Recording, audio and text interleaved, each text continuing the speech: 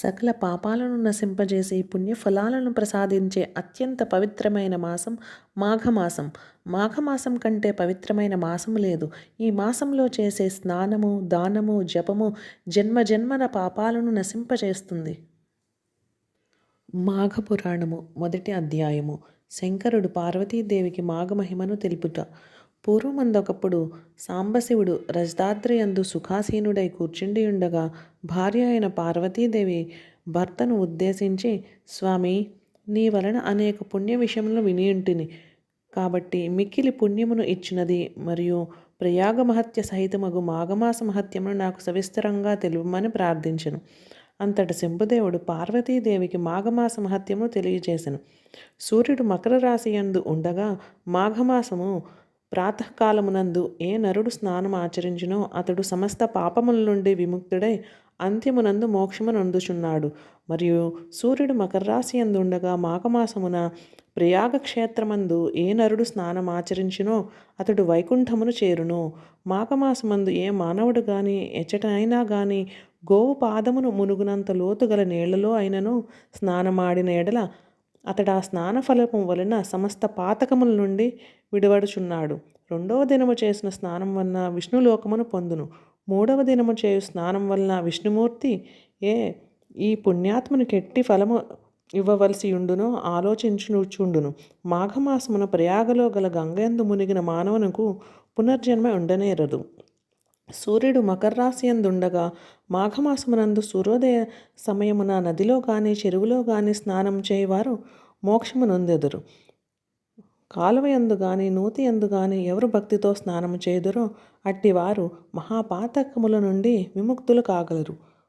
మాఘమాసమునందు ఏ మానవుడు గాని ప్రాతకాలమున జలము లేకపోవట చేత గాని శరీరమందు శక్తి లేక గాని పరిపూర్ణమైన స్నానం ఆచరింపజాలక గోవు పాదం మునుగునంత నీటిలోనైనను ఆర్జన చేసుకుని పరిశుద్ధుడగునో అట్టివాని పాపములు కూడా పటాపంచలగును. భక్తితో స్నానము చేయవాని పుణ్యమును వినుము. అశ్వమేధ యాగము చేసినందువలన కలుగు ఫలమును పొంది అంత్యమందు విష్ణు సాయుధ్యమును పొందును. పార్వతి, మాఘమాసమున ప్రాతకాలమున స్నానము చేసి హరిని పూజించి ఈ మాఘపురాణం వినినవాడు జీవన్ముక్తుడని చెప్పదగును. మరియు అట్టి పురాణ శ్రవణమును నదీ తీరమందు గాని జలాశయమందు గాని గావించినవాడు జన్మాంతరమందు మునీశ్వరుడై పుట్టును. ఎవడి ఈ రీతిగా మాఘమాసమందు స్నానము గాని జపము గాని విష్ణు పూజన గాని యథాశక్తిగా దానము గాని భక్తితో పురాణ శ్రవణమును గాని చేయుడో వాడు సమస్త పాపముల చేతను బాధనొందుచుండును. అట్లు గావించిన వాని పాపములన్నీ నశించును. మాఘమాసమందు ఏ మానవుడు ప్రాతకాలమున స్నానము చేయుడో అతడు మిక్కిలి క్రూరమైన కుంభీపాక నరకమందు గల కూలత్రోయబడి ఆ అగ్నియందు వండబడుచుండెడు. మాఘమాసమున ప్రాతస్నానము కోటి యజ్ఞ ఫలప్రదము.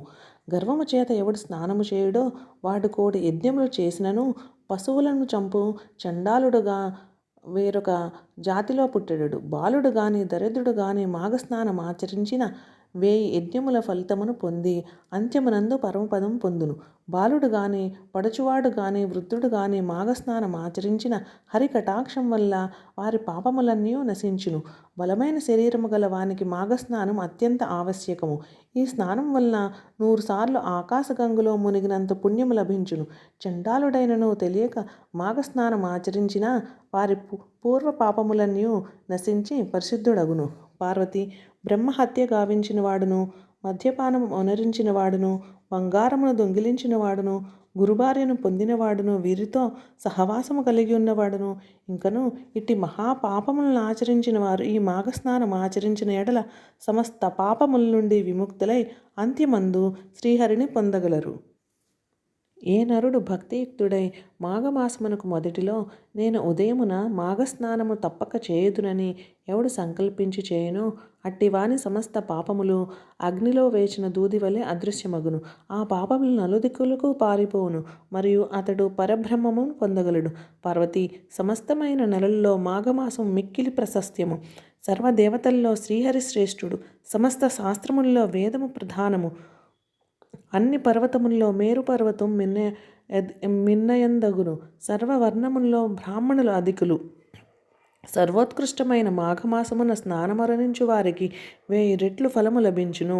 కాంత మాఘమాసమును చలిచేత స్నానము చేయజాలని మానవుడు దృఢమైన మరి ఒకని చేత స్నానము చేయించి వానికి దక్షిణ ఇచ్చి వాని వలన స్నాన ఫలమును గ్రహించినను ఇహ సౌఖ్యములు అనంతముగా పొంది అంత్యమందు పరలోక సుఖమును పొందుచు శ్రీహరి సాన్నిధ్యమును సంతోషంతో చిరకాలము ఉండగలడు. మాఘస్నానము చేయజాలక చలికి వణుకువారు ఎండు కట్టెలను తెచ్చి అగ్నిని ప్రజ్వలింపచేసిన వానికి సమర్పించువారు ఆ స్నాన ఫలమును పొందుదురు. మాఘస్నానంతో సమానమైన పుణ్యము 3 లోకములందునూ లేదు. ఆ సమయమందే పాపములను తొలగించి పుణ్యమునిచ్చును. శక్తి లేని వారు పాద ప్రక్షాళనము ఆచరించి పురాణమును వినిన ఎడల స్నాన ఫలమును పొందును. కాన శక్తి లేని వారు మాసమంతయు మాఘపురాణమును వినిన ఎడల స్నాన ఫలమును పొందగలరు. దుఃఖ నివారణమునకు మాఘ స్నానమునకు మించిన పుణ్యము లేదు. 100 మార్లు అశ్వమేధ యాగములు చేసి దక్షిణలు ఇచ్చి సంపాదించిన ఫలితమును మాఘస్నానం వలన కలిగిన పుణ్యములు సమానములు. ఓ పార్వతి, ఎవరు మాఘమాసమందు స్నానము చేసి భక్తితో ఈ కథను వినుచున్నారో వారికి లభించు పుణ్యము ఇంతింత అని నేను చెప్పజాలను. స్నానము చేయు శక్తి లేక మాసమంతయు ఈ కథను వినిన వారు చిరకాలము విష్ణులోకమును అందుండును. ఇది స్కాంద పురాణ అంతర్గతమగు మాఘ పురాణము మొదటి అధ్యాయము సమాప్తము.